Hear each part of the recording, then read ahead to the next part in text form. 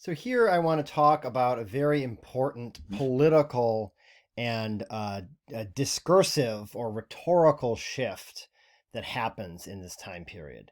And it's in terms of things that are relevant to your current moment, to our daily lives, this is maybe one of the most relevant because it really shows the foundation for the ways in which, in our modern world, we can talk about race without talking about race, right? Or we can say we can. I'm not a racist, but et cetera, et cetera. And this is a really, really important shift that happens in the 1960s around civil rights, voting rights, states' rights, and indeed black civil rights. So white rights emerges, as you see here in these vile images of white. These are white Southerners. Here, this is actually outside of Boston, and then these two are in the South. White people speaking back against black power. So here, the response is white power. And then speaking out against Southern civil rights leaders. This is a time period where we see, yet again, the emergence of states' rights as a discourse, right? Where have we seen this before? Of course, around the Civil War. And just as was the case in the 1860s, the question becomes the states' rights to what? In the case of the Civil War, the states' rights federalism that was championed by the Confederacy was a state's right to have people enslaved. Here in the 1960s, it is a state's right to maintain Jim Crow slavery and keep Black Americans in apartheid or second-class citizens. Who is very important in this movement? Barry Goldwater. And genuinely, not because Barry Goldwater is some virulent racist, he just really, really believes that Civil Rights Act is not allowed in the Constitution. He is a strict federalist in this regard, right? He's very, again, what we might call a libertarian, right? A libertarian who is kind of doctrinaire to the point where he can't justify supporting a piece of legislation that would create equality because it's a violation of what he sees as the balance of power in federalism. This becomes a very important strand, the kind of Goldwater style libertarian small government or night watchman state argument for federal power is one of the very important strands in modern conservatism. It's kind of what we call neo-federalist, right? So we're not talking about the federalists of the early republic, but a kind of neo-federalist model that emerges in the 60s and again peaks in the 1980s. George Wallace is not someone that you would necessarily call one of the forefathers of modern conservatism. He runs a explicitly anti-black campaign, and this is in 1968, right, 4 years after the Barry Goldwater campaign. And he comes right out and says it, right? He is anti-black. He is pro white supremacy in the South. So while Goldwater does not make that argument, George Wallace does.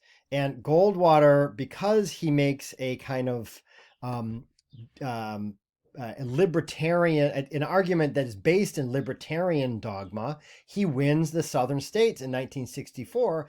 And out of the literal blue here, you have Southern states going from Democratic blue states to red Republican states in one election cycle. And then in 1968, running as an independent, George Wallace doubles down on the message and makes it even more explicit that this is about a state's rights to maintain Jim Crow slavery. Wallace is not some staunch libertarian neo-federalist. He sweeps the South, and you have all the southern states voting for Wallace.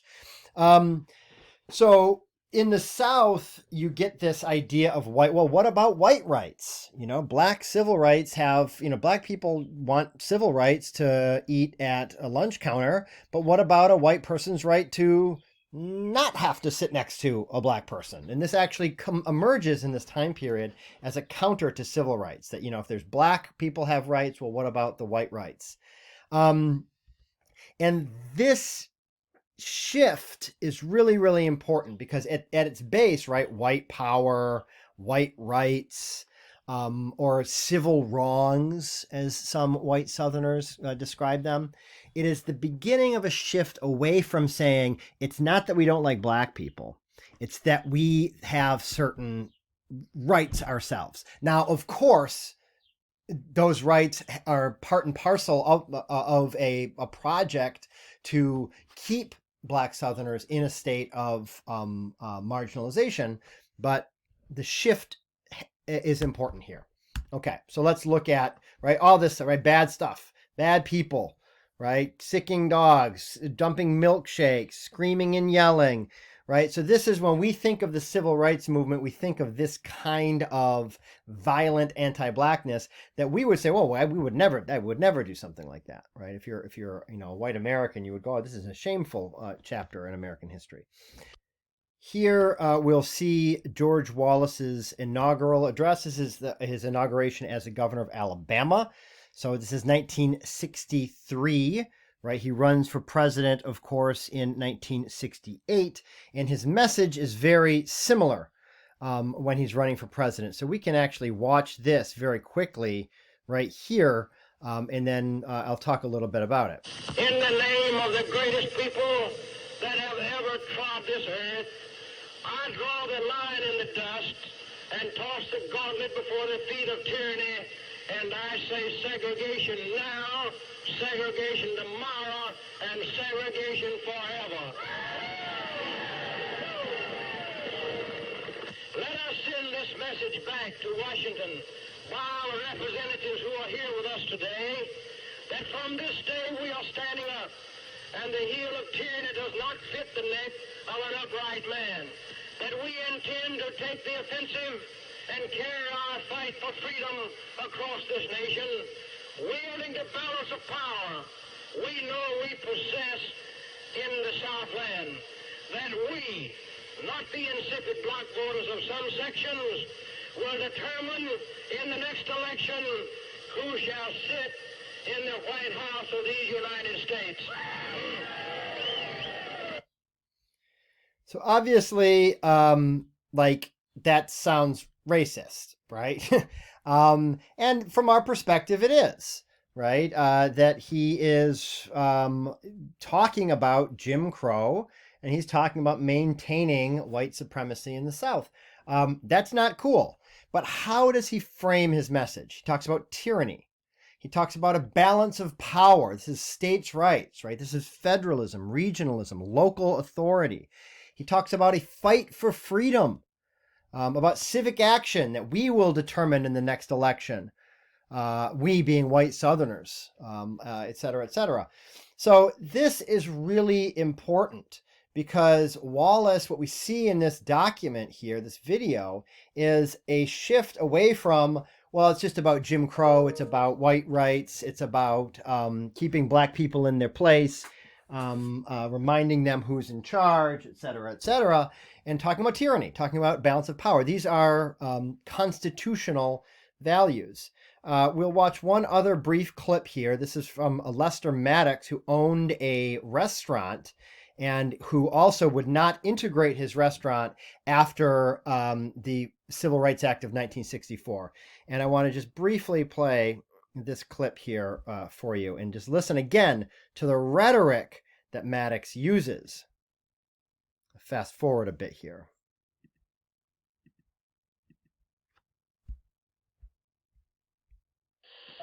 40 people to lose their jobs right now.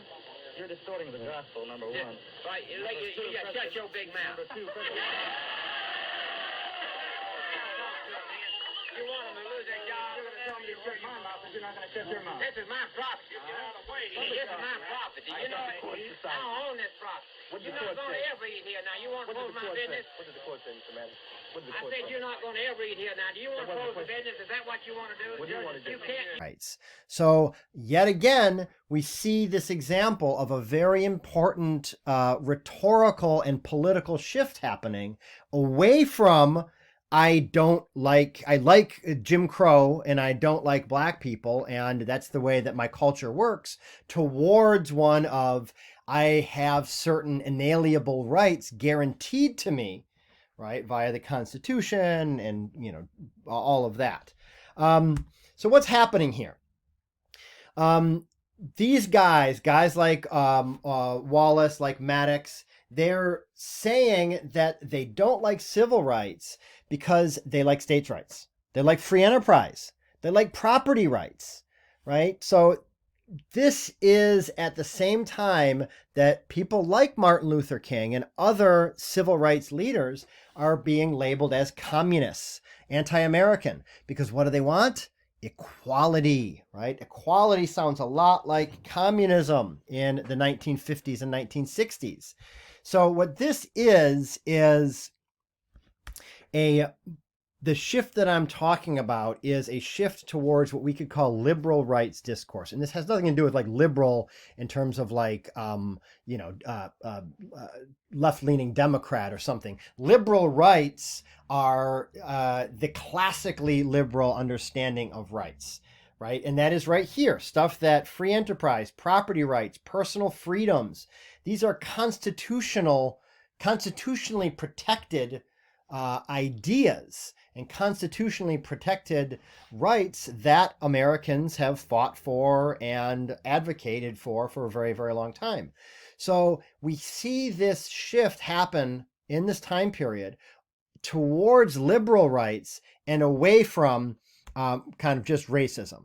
So again, this is a very strong challenge to civil rights and a turning point, right, in racial discourse in general. It's no longer about not liking a certain race, it's about liking your own rights, right? So it's self-referential in terms of moving away from a negative racial attitude, I don't like category X of person, towards moving towards a positive sense of I have certain positive rights guaranteed to me by the Constitution, and that matters, right? Of course, the issue here is that it suggests that civil rights are a zero-sum game, right? That it's like a pizza, right? That is, as people of color as a group get more rights, that somehow white people as individuals get less rights.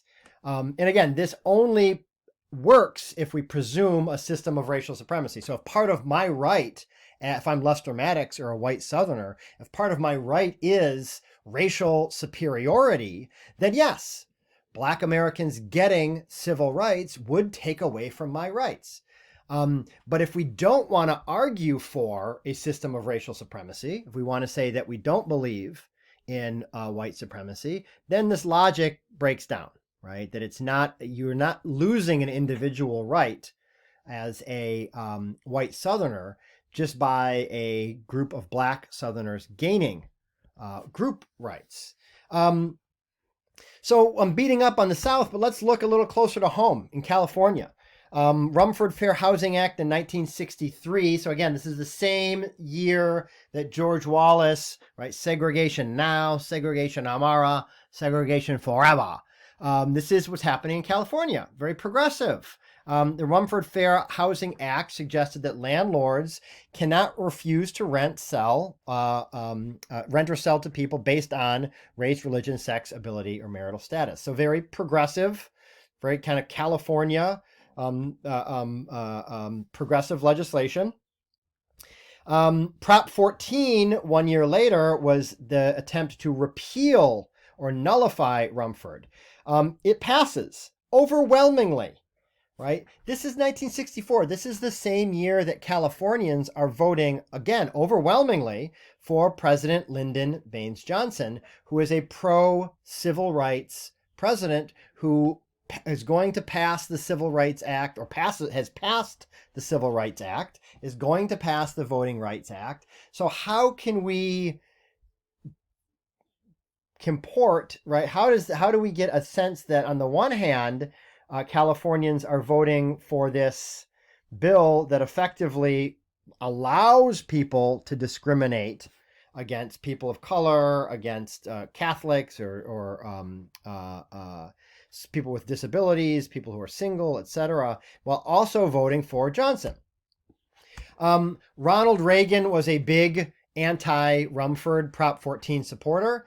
He defeated Pat Brown, Jerry Brown's father, labeling him a Rumford supporter, which had very clear racial undertones of who Pat Rumford supported or loved and who he didn't. Reagan beats Brown in the 1966 California governor's race. And Reagan argued, and this is a quote from him at the time period, one segment of our population that Rumford gave one segment of our population a right at the expense of the basic rights of all of our citizens. And that's a problem, right? That again, this zero-sum game, right? That rights are a zero-sum game. John Birch Society, which started actually in Orange County, California, was a extremely anti-communist, I mean, way out there, conspiracy theory. This is like the info wars of the 1960s and 1950s and 60s. They also supported Prop 14, and then of course real estate agents that want to keep property values high, that don't want integration, that don't want Black families moving into neighborhoods and reducing property values. So this again signals the primacy of liberal rights discourse, right? That liberal, right, progressive white voters can actually pivot away from civil rights or supporting civil rights as long as that shift is framed in terms of them supporting their own rights, as opposed to them being against the rights of others. It becomes a question of balancing rights as opposed to distributing racial equality. And this is the period that we're in now. I mean, again, sadly, in some ways, we're going back to political discourse being more explicitly about race, right? People actually explicitly calling out different groups for derision in a way that is not behind closed doors, but actually out in public. But at least since the 1960s and then through the 70s, 80s, and 90s, this was the kind of the rhetorical move that allowed people to be against civil rights and equality while not being against people, right? They're just being for their own rights.